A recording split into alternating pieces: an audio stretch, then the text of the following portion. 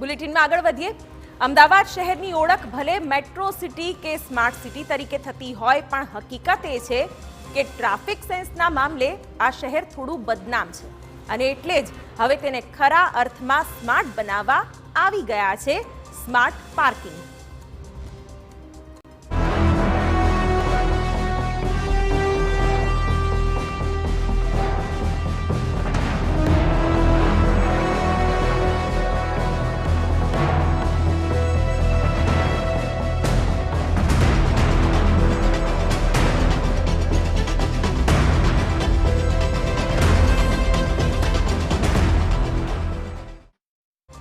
Sindhu Bhavan road પરના ગોટીલા garden પાસે smart parking ઊભા કરાયા છે.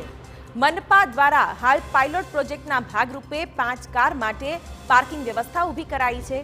આ સિસ્ટમ કંઈક એ રીતે કામ કરશે કે તેનાથી આડેધડ કાર પાર્ક કરનારાઓને બ્રેક લાગી જશે.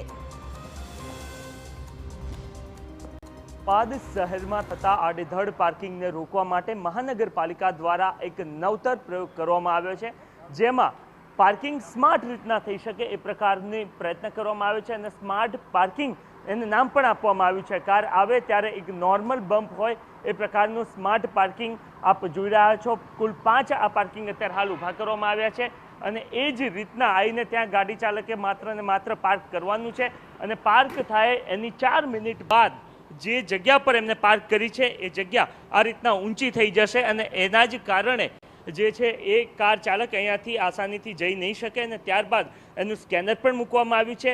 સ્કેન થશે અને ત્યારબાદ પોતાની કાર તેઓ અહીંયાથી લઈ જઈ શકશે. 100% ડિજિટલ અને 100% મેક ઇન ઇન્ડિયાના કોન્સેપ્ટ પર આ પ્રોજેક્ટ તૈયાર કરાયો છે, જેમાં સંપૂર્ણ કામગીરી ઓટોમેટિક અને ઓનલાઈન જ રહેશે. જો આ પ્રયોગ સફળ રહ્યો તો શહેરના અન્ય સ્થળો પર પણ આવા પાર્કિંગ ઊભા કરાશે. 2 કમ્પોનન્ટ છે. એક તો આ જે હાર્ડવેર જે આપણે જોઈ રહ્યા છે, મશીન ટાઈપના ડિવાઇસ જે દરેક કાર પાર્કિંગ સ્લોટ ઉપર લગાવવામાં આવેલા છે.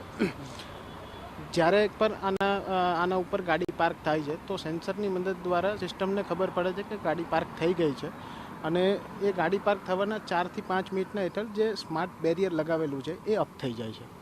તો જે જૂની સિસ્ટમ હતી કે ગાડી પાર્ક કર્યા પછી આપણે પેલી રિસિપ્ટ લેવી, એના પર ટાઈમ લખાવો, એ બધી વસ્તુ આમાં કરવાની જરૂર નથી રહેતી.